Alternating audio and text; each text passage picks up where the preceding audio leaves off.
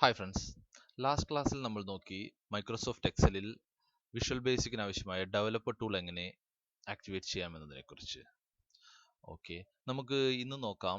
Developer tool activate ചെയ്തതിന് ശേഷം visual ബേസിക്കിൽ click ചെയ്ത് നമുക്ക് ഒരു ഹലോ വേൾഡ് എന്ന ഒരു ചെറിയ പ്രോഗ്രാം ചെയ്ത് നോക്കാം. അതിനായി നമ്മൾ ഇൻസേർട്ട് യൂസർ ഫോം എന്ന ഈ ഏരിയയിൽ ക്ലിക്ക് ചെയ്ത് ഒരു യൂസർ ഫോം സെലക്ട് ചെയ്യുക. നമുക്ക് ഇപ്പോൾ ഒരു യൂസർ ഫോം ലഭിച്ചിരിക്കുകയാണ്. അത് നമുക്ക് നമ്മുടെ ആവശ്യമുള്ള സൈസിന് അനുസരിച്ച് അത് വലുതാക്കാം അല്ലെങ്കിൽ ചെറുതാക്കാം. നമുക്ക് ഇഷ്ടമുള്ള രീതിയിൽ അതിനെ ചേഞ്ച് ചെയ്യാം. ഓക്കെ, അതിനുശേഷം നമുക്ക് കാണാം ഇവിടെ ടൂൾ ബട്ടൺ ആവശ്യമാണ്. നമുക്ക് ടൂൾ ബോക്സ് ഇവിടെ നിന്ന് നമുക്ക് ഇൻസേർട്ട് ചെയ്യാം. നമുക്ക് ഈ ടൂൾ ബോക്സിനെ ഏത് ഏരിയയിൽ വേണമെങ്കിലും മാറ്റിവെക്കാം. ഓക്കെ, നമുക്ക് കംഫർട്ടായ രീതിയിൽ ഇതിനെ ചേഞ്ച് ചെയ്യാം. ഓക്കെ, നമുക്ക് ഇതിൽ ഓരോ ടൈപ്പ് ടൂൾസ് കാണാം. സെലക്ട് ഒബ്ജക്റ്റ് എന്ന ടൂളാണ് ഇത് ലേബൽ എന്ന ടൂളാണ്. ഇങ്ങനെ നമുക്ക് ഇതിൻ്റെ മുകളിൽ നമ്മുടെ മൗസ് വെച്ച് കഴിഞ്ഞാൽ നമുക്ക് അതിൻ്റെ നെയിം കണ്ടെത്താൻ സാധിക്കുന്നതായിരിക്കും. അതിൻ്റെ യൂസേജ് എങ്ങനെയാണെന്ന് ഞാൻ പറഞ്ഞു തരാം. ഹലോ വേൾഡ് ആക്ടിവേറ്റ് ചെയ്യാനായിട്ട് എനിക്കൊരു കമാൻഡ് ബട്ടൻ്റെ ആവശ്യമുണ്ട്. അതിനായി ഞാനൊരു കമാൻഡ് ബട്ടൺ ഇവിടുന്ന് സെലക്ട് ചെയ്ത് നമുക്കിഷ്ടമുള്ളൊരു സ്ഥലത്ത് അത് ഡ്രാഗ് ചെയ്ത് ഒരു കമാൻഡ് ബട്ടൺ അവിടെ ഫിക്സ് ചെയ്യാം. ഇതിനെ നമുക്ക് ഏത് ഏരിയയിൽ വേണമെങ്കിലും മാറ്റാനും സാധിക്കുന്നതായിരിക്കും. ഓക്കെ, തൽക്കാലം ഞാൻ ഇവിടെ കമാൻഡ് ബട്ടൺ ഫിക്സ് ചെയ്ത് നെയിം ചേഞ്ചിന് വേണ്ടി നമുക്ക് കമാൻഡ് ബട്ടൺ ക്ലിക്ക് ചെയ്ത് കഴിഞ്ഞാൽ ഇവിടെ നമുക്ക് പ്രോപ്പർട്ടീസ് കിട്ടും. പ്രോപ്പർട്ടീസ് വിൻഡോസിൽ ക്ലിക്ക് ചെയ്താൽ നമുക്ക് ഇതിന്റെ പ്രോപ്പർട്ടി കിട്ടും. നമുക്ക് ഇതിന്റെ പ്രോപ്പർട്ടി ഇവിടെ കിട്ടുന്നതായിരിക്കും. ഓക്കെ, ഈ പ്രോപ്പർട്ടി വേണമെങ്കിൽ നമുക്ക് ഡ്രാഗ് ചെയ്ത് എവിടെ വേണമെങ്കിലും വെക്കാം. കംഫർട്ടായ ഏരിയയിൽ നിങ്ങൾക്ക് അതിന് മാറ്റാം. ഓക്കെ, നമ്മൾ അതിന്റെ നെയിം ചേഞ്ച് ചെയ്യാനായിട്ട് കമന്റ് ബട്ടണിൽ ക്ലിക്ക് ചെയ്ത് നമ്മൾ നെയിം എന്ന ഈ ഏരിയ ചേഞ്ച് ചെയ്യരുത്, നമ്മൾ ക്യാപ്ഷൻ എന്ന ഈ ഏരിയ ചേഞ്ച് ചെയ്യണം. ഓക്കെ, ഇവിടെ ഞാൻ ക്ലിക്ക് ഹിയർ എന്ന് ടൈപ്പ് ചെയ്യുന്നു. ഓക്കെ, ഇവിടെ ക്ലിക്ക് ചെയ്ത് കഴിഞ്ഞാൽ നമുക്ക് ഒരു ഹലോ വേൾഡ് എന്നൊരു മെസ്സേജ് പോപ്പപ്പ് ചെയ്ത് വരണം. അതാണ് നമ്മൾ ഇന്ന് ഉണ്ടാക്കാൻ പോകുന്നത്. അതിനായിട്ട് ഞാൻ ഈ ക്ലിക്ക് എന്ന ഈ ഏരിയയിൽ ഒരു ഡബിൾ ക്ലിക്ക് ചെയ്തു. അപ്പോൾ നമുക്ക് കാണാം ആ command button private sub command button 1_click എന്ന് നമ്മളൊരു മെസ്സേജാണ് നമുക്കൊരു മെസ്സേജ് ആണല്ലോ പോപ്പപ്പ് ചെയ്ത് വരേണ്ടത്. അതിനായി നമ്മളിവിടെ MSG ബോക്സ് സ്പേസ് ഒരു ഇൻവേർട്ടഡ് കോമ കൊടുത്തതിന് ശേഷം HELLOWORLD ആ ഇൻവേർട്ടഡ് കോമ ക്ലോസ് ചെയ്യാം. വീണ്ടും ഒരു ഇൻവേർട്ടഡ് കോമ ഇട്ടിട്ട് അത് ക്ലോസ് ചെയ്യാം. ഓക്കെ, ഇതാണ് നമ്മുടെ ഇന്നത്തെ കോഡ്. Message box.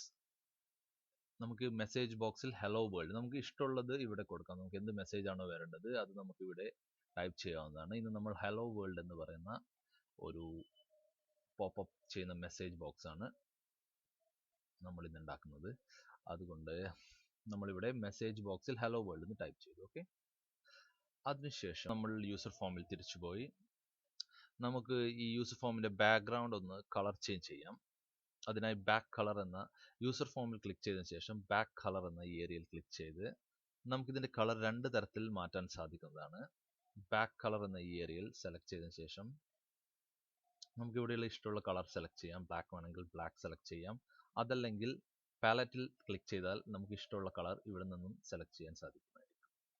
ഞാനൊരു യെല്ലോ കളർ സെലക്ട് ചെയ്തു. ഓക്കെ, അപ്പോൾ നമ്മുടെ യൂസർ ഫോം ഇപ്പോൾ ഒരു യെല്ലോ കളറിൽ അപ്പിയർ ആയിട്ടുണ്ട്. നമുക്ക് ഈ ബട്ടൺ കമാൻഡ് ബട്ടണും കളർ വേണമെങ്കിൽ ചേഞ്ച് ചെയ്യാം.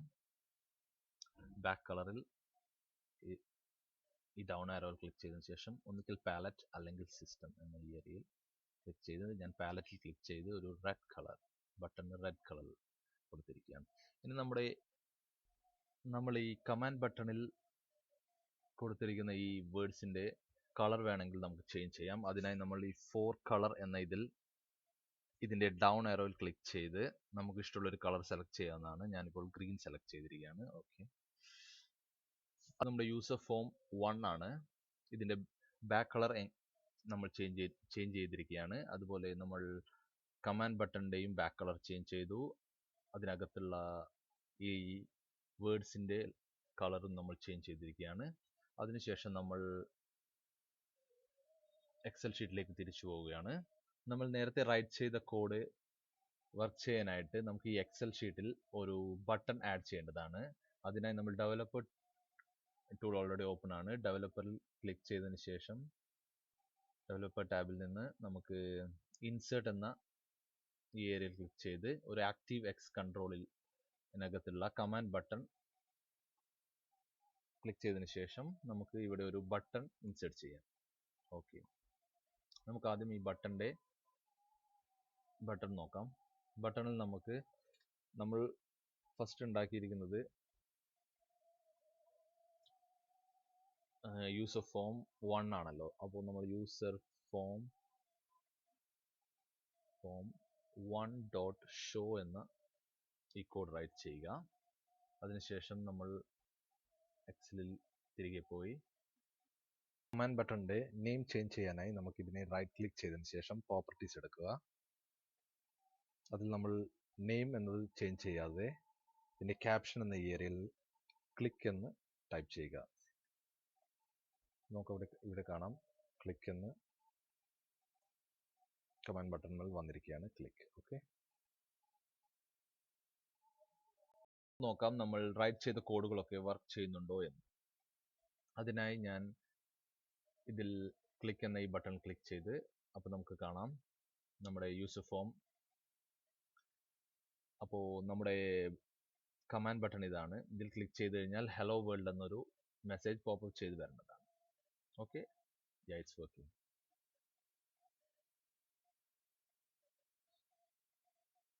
ഓക്കെ, ഇതിനുശേഷം നമുക്ക് ഈ ഫയൽ എങ്ങനെ സേവ് ചെയ്യാമെന്ന് നോക്കാം.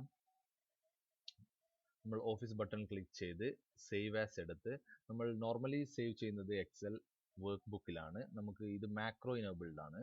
അതിനായി നമ്മൾ എക്സൽ മാക്രോ ഇനേബിൾഡ് വർക്ക് ബുക്കിൽ തന്നെ സേവ് ചെയ്യേണ്ടതാണ്. ഓക്കെ,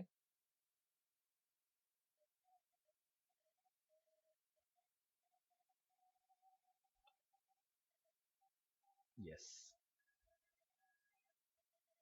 നോർമലി എക്സൽ നമുക്ക് ഈ രീതിയിലാണ് കാണാൻ പറ്റുന്നത്. മാക്രോ ഇനേബിൾഡ് ആകുമ്പോൾ നമുക്കൊരു പുതിയൊരു എംബ്ലം കൂടി ഈ എക്സൽ ഷീറ്റിന്റെ ഫ്രണ്ടിൽ കാണാൻ സാധിക്കുന്നതായിരിക്കും. ഓക്കെ, നമുക്കത് ഡബിൾ ക്ലിക്ക് ചെയ്ത് നമുക്ക് വീണ്ടും നോക്കാം വർക്ക് ചെയ്യുന്നുണ്ടോ എന്ന്. ഓക്കെ, ഇത് വർക്ക് ചെയ്യാനായി നമ്മൾ ആദ്യം ഓപ്ഷൻസിൽ ക്ലിക്ക് ചെയ്തതിന് ശേഷം നമ്മുടെ മാക്രോസ് ഇനേബിൾ ചെയ്യേണ്ടതാണ്. ഓക്കെ, ഇനേബിൾ ദ കണ്ടന്റിന്റെ ഈ ബട്ടണിൽ നമ്മൾ ക്ലിക്ക് ചെയ്ത് ഓക്കെ പ്രസ് ചെയ്യേണ്ടതാണ്. അതിനുശേഷം നമുക്ക് നമ്മുടെ ഫസ്റ്റ് റൈറ്റ് ചെയ്ത കോഡ് നമുക്ക് നോക്കാം വർക്ക് ചെയ്യുന്നുണ്ടോ എന്ന്. ഓക്കെ, അടുത്ത വീഡിയോയിൽ ഞാൻ ഒരു യൂസർ ഫോം എങ്ങനെ ക്രിയേറ്റ് ചെയ്യാം എന്നതിനെ കുറിച്ച് ഞാൻ പറഞ്ഞു തരാം. Okay friends, thanks for watching my videos. Please do subscribe and comment. Bye bye.